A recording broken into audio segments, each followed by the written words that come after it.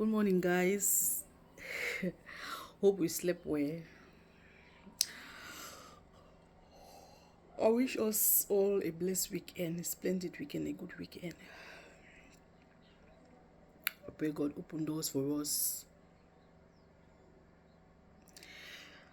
This morning, I want us to be talking on phones, checking of phones in marriage or as a couple. Remember, in this page, we are in the business of fighting the devil and not our enemies. And we are looking at some of those things that the devil uses to fight our marriages unknown to us. Those are the small things that we are touching. The other day we were talking on anger. Today I want us to talk on phones. One of the things that the devil uses to fight marriages is phone. This goes especially for women, because women are fond of it, going through their husband's phone. Am I saying that for you to use your husband's phone is wrong? No, I'm not saying that. What I'm just saying is that if they have given you a space, or they're hiding something from you, it shows that they still respect you or still values you. Because there are some men who will show you and there's nothing you can do about it. There's some men who put it to your face. Am I saying that? Am I encouraging cheating? No. Am I saying that a man should cheat on the wife? No. What I am telling us women is that value your mental health. Don't use your hand and go digging for what will not help you, what will instead destroy your mind or worry you. Don't use your hand.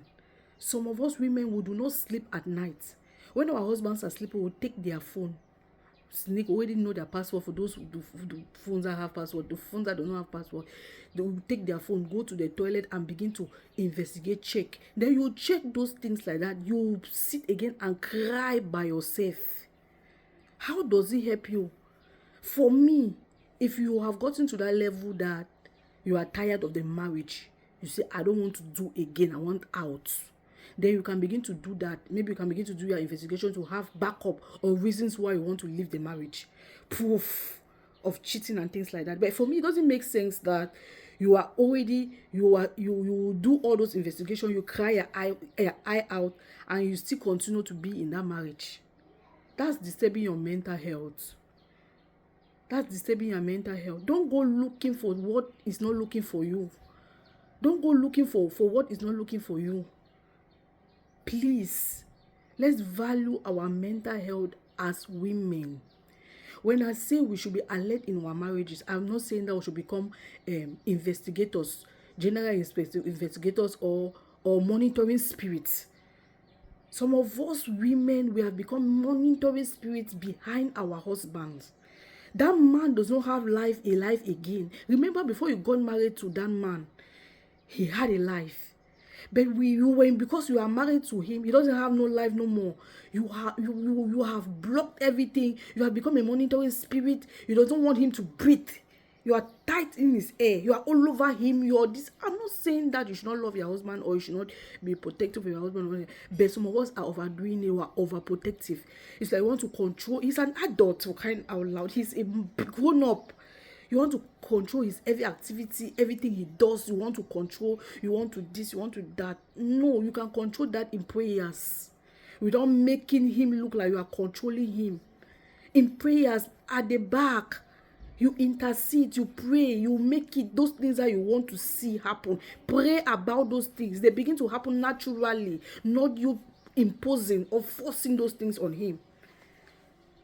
It's in the process now of forcing those things or investigating, digging things that you are not supposed to dig and begin to fight. It brings fight in the home. You begin to come up attacking. You want to know why. Who is this person? Who is that person? Some of us even go as far as embarrassing them, even at their job site, or at maybe where they have their business meetings with their business partners and we go there and begin to cause sin and things like that. And so many people have lost a lot of contract, a lot of things because of their wife's insecurity. Please, let's not be insecure, because This is insecurity that brings all these things, insecurity and lack of trust. Marriage cannot work without trust, without you trusting this person. There's a level at which you trust somebody that even if that person is doing something negative, the person will stop just because of the trust you have for that person. Let's build trust in our marriages. Let's not be monitoring spirit behind our husbands, behind our partners. That's insecurity, and insecurity isn't good. It's not good. Please, wives, husband, let us make this thing work by avoiding digging things. You want to know this one, you want to dig here, you want to dig here. Be positive. Dig. Enter if it is positive. If you are impacting, you are adding value to something, fine. Not in a destructive sense. Checking this one, attacking this one. You go about calling people, removing number from your husband's phone, calling people and begin to attack people. You are bringing yourself low as the wife. It means you don't know your self-worth. You don't know your position, the position that you occupy. You go about fighting with small girls, small children. You call them and begin to say things and they begin to manque you respect. And one thing we do not even understand is that somebody might see that you love checking your husband's phone or going through your husband's phone and use that as a means to destroy your mental health or your home. Just sit and send your husband unnecessary messages, even if without your husband being in a relationship with him, to set you up, to disturb you, to worry you. And most of those girls, those small girls out there who know that you are insecure and you like to be calling and attacking, they will give you work. Concentrate on your home. Sit and concentrate on your home. Concentrate on raising healthy children. Concentrate on raising good children. Don't fight a man physically. Fight him spiritually. Take him to the place of prayer. I'm always saying this thing. You cannot change what you did not create. Take him to his father. Pray. When you pray behind the scene, it begins to manifest in the physical. Command those things you want to see. Let them begin to happen in your marriage. Don't take it in your hands and begin to turn investigator. You move from one house to the other. You sit here. Some people have even put people behind them to monitor them. To monitor their moves. What is my husband doing now? Some people are even friends with their husband's secretary to have information about them. What's that? Don't you trust your husband? What information are you passing to that secretary that you go and meet and say, investigate my husband, check my... What are you telling that secretary? Don't you know that is they giving her a green light?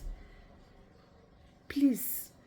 There's some things we do ignorantly. Let's grow. And please, what works for another marriage might not work for you. Stop taking things or seeing things in other people's marriage. Marriage is in different stages. It's an institution. It's in different stages. You cannot take a marriage for the first 5 years and compare to a marriage of maybe the second, the 10 years marriage or 15 years marriage. No. What somebody is implementing in a 15 years marriage, you want to implement it in your maybe 2 years marriage or 5 years marriage. It doesn't work like that. There must be that passing through stage. There must be that passing through stage. Those people who are 15 years and maybe you are seeing that they have passed through that first stage. So pass through before you get there. Don't want to skip from one to university. It doesn't work like that. You go and hear this one, you see that you admire this one. You say, it's good to admire good marriages. But then again, what the formula that works for them must not work for you. Every marriage has its formula. It is for the both parties to implement their formula. Be intentional that they want it to work and it works. They come up with a strategy on how to sustain the marriage. A lot of people are lying out there. Women are pretending there. They come and fool you. They come and lie you. And this, that. This is what my husband is doing. Whereas they are all lies. And you carry it, stupid you carry it and begin to implement it and destroy it. And let's stop carrying what is happening in Nigerian film, in movies, I want to implement in our marriage, in our marriages. Let's be realistic. The secret behind the successful marriage is you taking your marriage to God, taking your partner to God. Pray for that person. It will happen. It might not happen immediately, but with time, it will happen. It takes that. It's a process. Please.